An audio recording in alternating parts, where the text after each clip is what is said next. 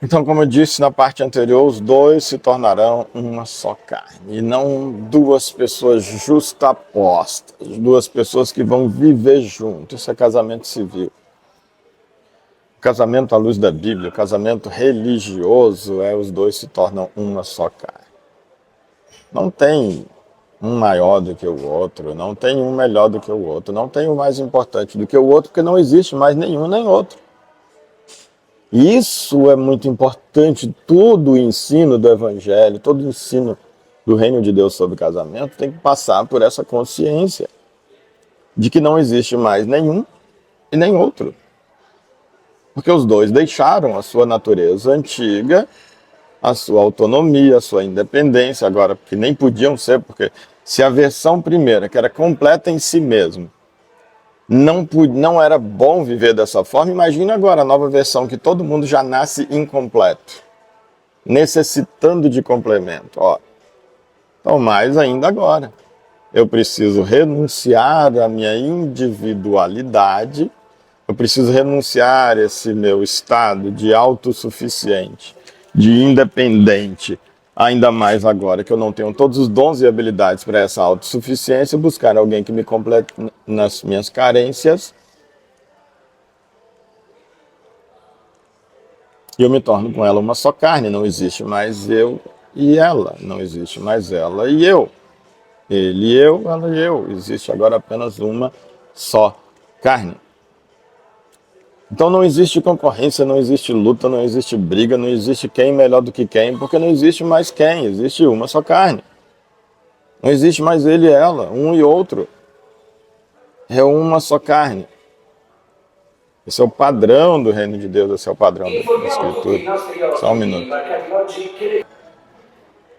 Então, sempre que a gente falar sobre casamento, à luz da Bíblia, os conselhos, os papéis, tem que esquecer essa ideia de já é machismo, ou é feminismo, ou a Bíblia está trazendo alguém melhor do que alguém, maior do que alguém. Não, nada disso.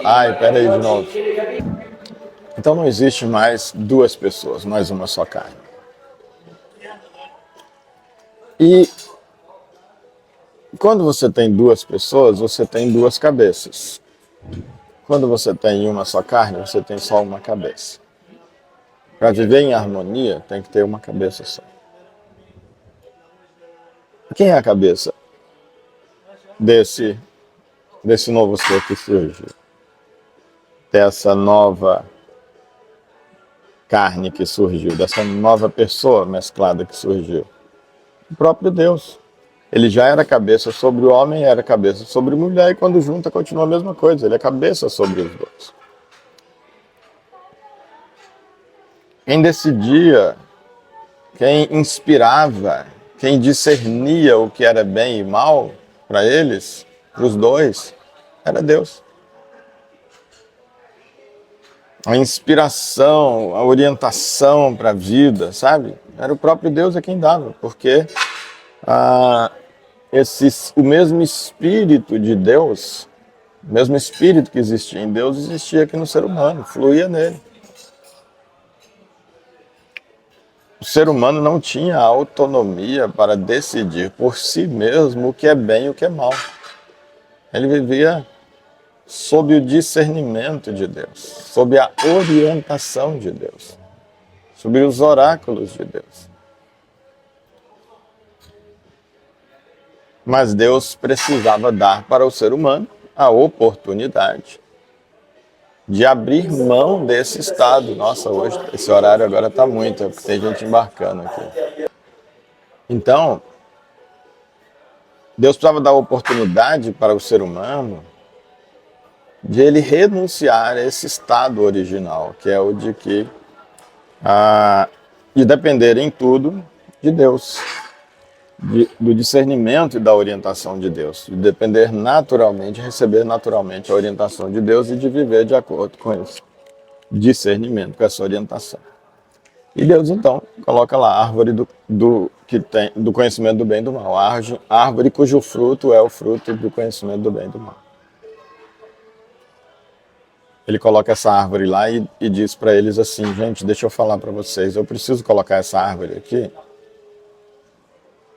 como uma possibilidade de vocês rejeitarem o meu discernimento perfeito sobre o que é bem e mal e viverem harmonicamente sobre esse discernimento. O Pai, o Filho e o Espírito Santo vivem de maneira harmônica porque tem um único discernimento de Deus Pai. O mesmo Espírito de Deus é o mesmo Espírito de Deus Pai, é o mesmo Espírito de Deus Filho, que é o Espírito Santo. É o mesmo Espírito, os dois têm o mesmo Espírito. Por isso eles podem viver em absoluta harmonia. E então, como eu tenho para vocês a mesma coisa, para viverem nessa harmonia perfeita, vocês precisam ter um só Espírito. Então, eu discerno para vocês, através desse Espírito que eu coloquei dentro de vocês, eu discerno para vocês o que é bem e mal, e vocês vão viver o bem, sempre rejeitando o mal. Mas eu preciso dar para vocês a oportunidade de vocês dizerem assim, não, não quero. Eu quero eu mesmo discernir o bem e o mal. E viver do jeito que eu quiser, de acordo com o meu próprio discernimento. Ele diz, mas não façam, tá? Eu coloco esses dois caminhos diante de vocês, mas escolhe o caminho de continuar sob o meu discernimento. Ele diz, porque no dia que vocês assumirem o próprio discernimento de bem e do mal, vocês vão morrer. Porque justamente ele diz, porque vida é aquilo que eu propus para vocês. E eu propus para vocês refletirem minha imagem e semelhança. Se vocês não conseguirem refletir isso, eu chamo isso de morte. Se não for para viver em harmonia, todos os seres humanos, como um só corpo, ele diz, vocês vão estar mortos. Se vocês não tiverem o meu espírito para a partir daí compartilharem a vida uns com os outros como um só corpo, que é o propósito de vocês existirem, então vocês estarão mortos. E ele diz, então no dia em que vocês comerem, vocês morrem. E conhecemos, né? Em outro vídeo vou entrar em alguns detalhes também ensinados ali sobre a própria queda e tudo, mas fato é, o capítulo 2 termina, no versículo 25, dizendo que homem e mulher estavam nus e não tinham vergonha, não se envergonhavam. Por que não se envergonhavam? Porque o discernimento sobre ser bem ou mal, ser bom ou ruim, ser certo ou errado, ser bonito ou feio, ser motivo de vergonha ou não, o fato de estar calado, de estar nu, vinha de Deus. E Deus inspirava tanto o homem quanto a mulher de que a nudez era uma coisa bela, linda, sem nenhum motivo de vergonha, que era bem e não mal. Olha que extraordinário como termina o versículo 25, para que a gente possa entender o que aconteceu no capítulo 3. Ambos, homem e mulher, estavam nus. E estava tudo bem. Não se envergonhavam da nudez, do fato, e era um fato, de estarem nus. Quando no capítulo 3, então, eles resolvem, como eu disse em outro momento, vamos entrar em detalhes sobre isso também, aplicando ao casamento. Quando eles resolvem lançar a mão do fruto da árvore do conhecimento do bem e do mal e comer, a mulher come, entrega para o seu marido que estava com ela, e ele também come. Assim que o marido come, assim que o homem come, o texto diz assim, então os olhos dos dois se abriram.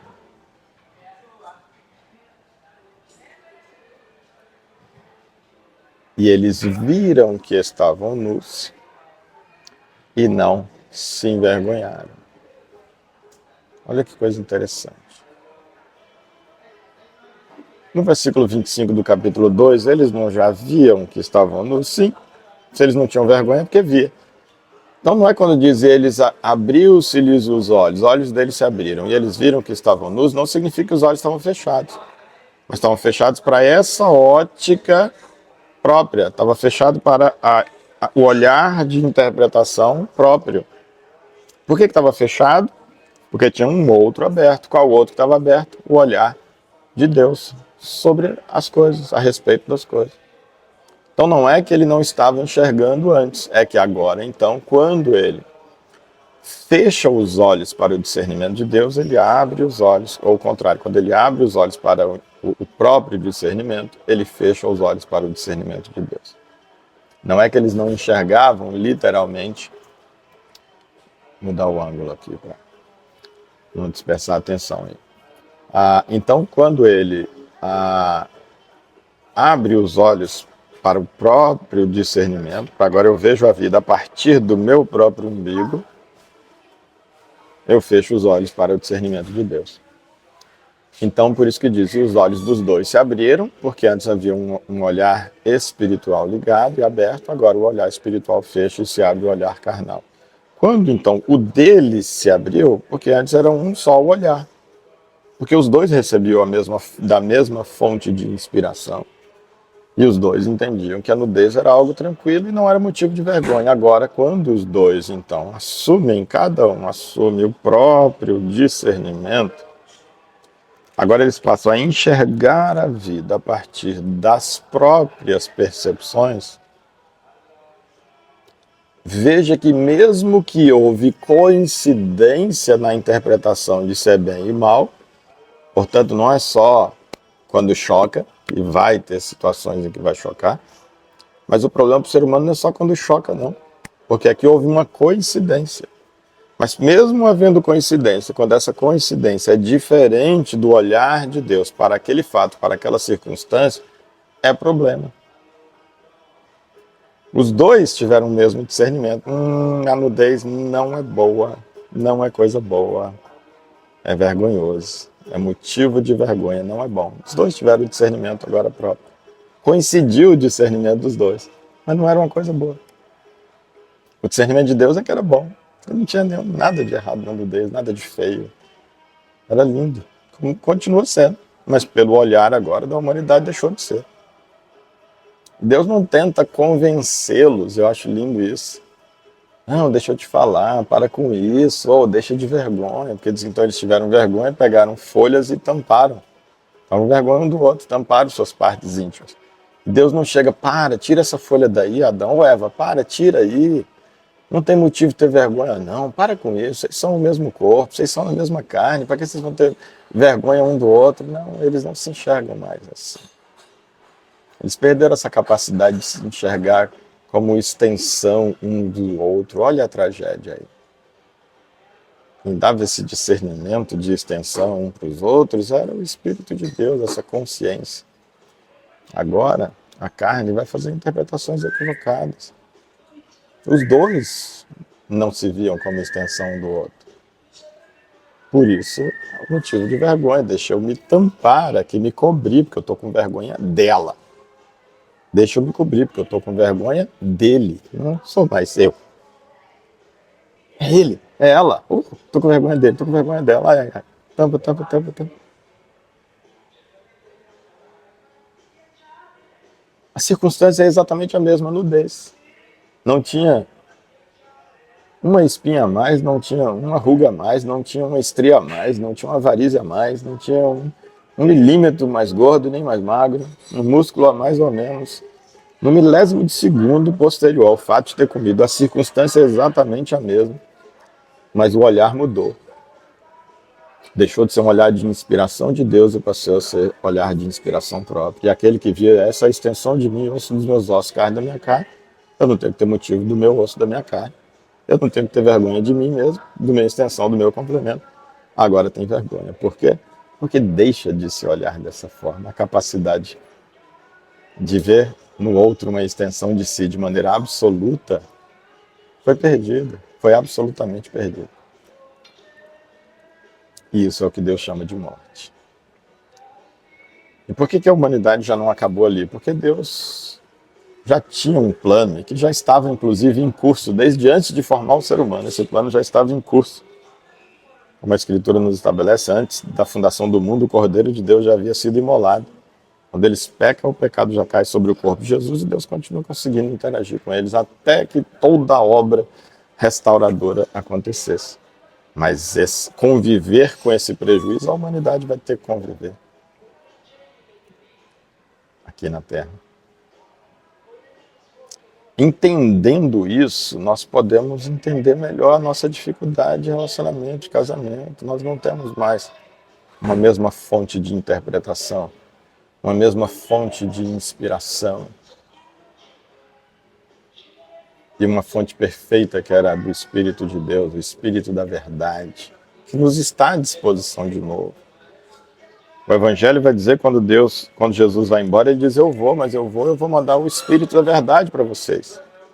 Esse é o Espírito. Só que se aconteceu com Paulo, imagina, gente, quando o Espírito da verdade chega, a nossa própria carne não perde o controle completamente e imediatamente. Vai começar uma luta que vai estar aqui sendo travada enquanto a gente estiver aqui. E agora eu até posso saber o que fazer, recebo o discernimento do que fazer, mas a minha carne continua discernindo. E aí tem essa luta dentro de mim, de qual discernimento vai prevalecer nas minhas atitudes, na minha vivência. Então, sabendo, o casal sabendo, o marido sabendo, a esposa sabendo, vai então, Deus, me ajuda aqui, eu quero ter o discernimento do meu casamento. Eu não quero o meu, me ajuda. O que é que o Senhor diz que é bom nessa situação, nessa circunstância? Me ajuda a viver de acordo com o teu olhar, com o teu discernimento, com a tua vontade, com o teu plano, com o teu propósito. Porque eu sei que a minha carne tem o próprio discernimento ainda e elas lutam contra si. E como diz Paulo, o bem que eu não quero fazer, o bem que eu quero fazer eu acabo não fazendo. E o mal que eu não quero fazer, quando eu vejo, eu já fiz. Assim é também no casamento. Veja que Deus não tentou convencer racionalmente o ser humano de que não era vergonhoso. Por quê? Porque agora está na natureza essa capacidade de autodiscernimento. Deus diz, não é essa a questão. Estava em curso algo em que ele pagaria um preço muito grande para restaurar a situação original em que o discernimento volta a ser o de Deus para a vida voltar a acontecer.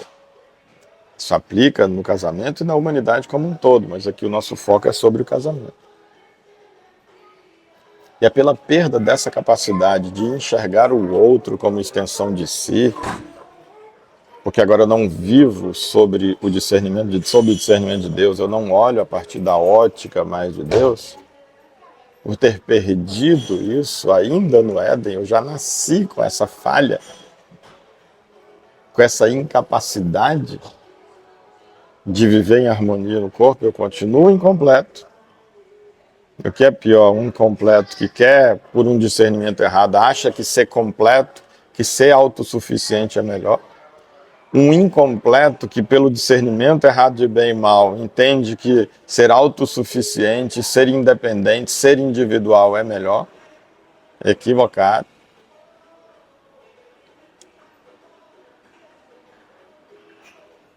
E eu então sou incapaz, justamente porque eu sou incapaz de enxergar no outro um complemento meu, uma extensão minha, mesmo na conjugalidade.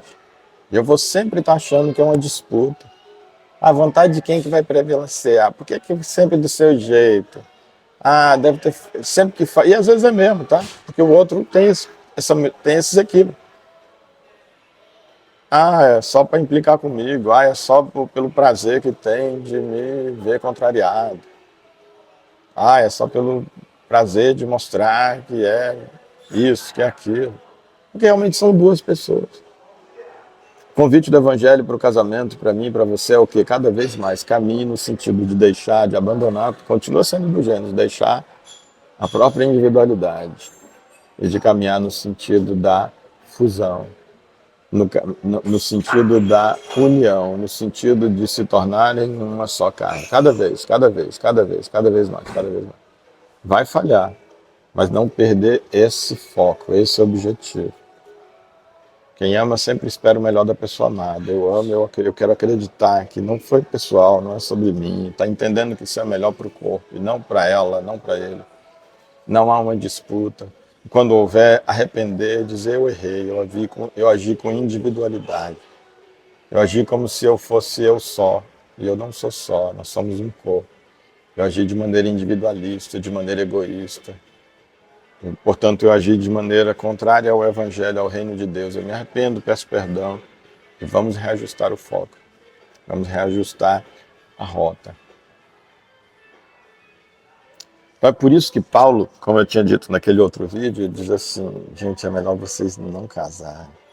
Tá solteiro, não casa. Você que tá divorciado, não casa. Você que tá viúvo, não casa. Você que separou hoje, não casa. Vai por mim, ele diz. Não é porque o casamento deixou de ser bom, é que a gente passou a ser incapaz de ver o bom do casamento. Extremamente difícil, ele diz. E fala depois, não vai dizer que eu não avisei, que vocês vão sofrer muito, muito, muito no casamento. E por essa incapacidade. Mas ele disse, se você não tem condições de ficar solteiro e ficar aí, vai ficar em brasas, ficar vivendo na iniquidade, você não dá conta e tal, então casa. Agora, nós podemos viver um pouco mais próximos, ou um pouco menos longe, pelo menos, da plenitude de Deus para o casamento, quando a gente tem esse entendimento, quando esse entendimento pelo Espírito de Deus alcança o nosso espírito, vai profundamente e começa a nos moldar para além do entendimento, que é o que o vídeo está procurando trazer, mas que isso vai cada vez se aprofundando no nosso espírito, que a gente vai dia após dia vivendo isso. Quanto mais a gente vive isso, mais ele aprofunda, mais o Espírito de Deus vai tendo espaço e mais ele vai nos moldando. Quanto mais a gente acena positivamente a esse padrão de Deus estabelecido para o nosso casamento, tanto mais fraca a nossa carne vai ficando no discernimento sobre o casamento, sobre a vontade de Deus para o casamento. É um ringue que a carne e o espírito estão lutando. Quanto mais um ganha, mais ele é alimentado, porque as vitórias também são alimento. E quanto mais um perde, mais fraco vai ficando, porque a derrota enfraquece. E esse é o desafio para o casamento. O conhecimento não muda nada, absolutamente nada, sobre meu casamento e sobre o seu casamento. Mas ele pode dar um norte do que eu preciso buscar. Todos os dias. Cada dia, quando eu oro, a oração de Jesus ensinou: Pai nosso que está no céu, o pão nosso, seja feita a tua vontade e não a minha. Deus, eu quero o teu discernimento para o meu casamento. Esse novo corpo que surgiu agora, essa nova vida que eu sou com a minha esposa, com o meu marido, eu não quero o meu discernimento, eu quero o teu discernimento. Eu quero a tua vontade manifestada no nosso casamento e não a minha vontade. Revela-nos a tua vontade e nos dá força para agir de acordo com essa vontade todos os dias na oração do Pai Nosso, preferência várias vezes ao longo do dia. O pão nosso de cada dia nos dai hoje. Deus, me dá essa capacitação, me alimenta com o pão da vida, com a presença do Espírito Santo de Deus que me inspira e me capacita a viver a tua vontade. O quadro vai sempre ser o mesmo, a circunstância vai sempre ser a mesma. A questão é sob qual olhar eu, como marido, eu, como esposa, estou olhando. É sob o olhar de Deus que eu estou olhando aquela circunstância ou é a partir do meu próprio olhar individual, caído, equivocado, limitado, falho? Eu espero ter me feito compreender, meu irmão, minha irmã. Praticamente 1 hora somando os 2 vídeos aí. Precioso demais esse conteúdo, mas ele em si não faz nada. É apenas uma sementinha, como a parábola de Jesus. É a palavra de Deus. Essa sementinha, se você não entender, volta, procure entender, porque se não entender, a parábola diz que o inimigo vai lá e rouba. Ela sequer entra na terra. E que Deus encontre no seu coração um terreno fértil, porque mesmo então, entendendo para o passarinho não roubar, vai ser necessário que você continue regando, adubando, volte a meditar, vá lendo a Bíblia sob essa ótica, vai praticando isso no seu casamento a cada dia. E aí então isso vai virando uma árvore, as raízes vão se fortalecendo, os espinhos e as pedras que poderiam impedir vão se afastando, que são as circunstâncias da vida, as lutas, as dificuldades, né, que poderiam impedir essa palavra de frutificar, as tentações, né? E aí você vai ter vitória e eu vou ter vitória, tá bom? Eu oro por você, faço esse compromisso de orar por você que está ouvindo, que chegou até aqui o final. E você ora por mim, para que eu também consiga isso. Seja bem sucedido nisso. Como vocês que já me conhecem, eu já apanhei muito nessa área, tá bom. Já apanhei o suficiente para poder usar a minha experiência e trazer para vocês aqui, para vocês poderem apanhar um pouco menos. Apanhar vai também. apanhar um pouco menos, apanhar talvez em outras áreas que não as que eu apanhei. Se pode ser útil para você, que benção. Mas ora para Deus me dar a graça, cada vez mais, de viver de acordo com a vontade dele. E assim poder apanhar menos e ver o mais próximo possível da plenitude de Deus para o meu casamento. Tá bom? Beijo no coração.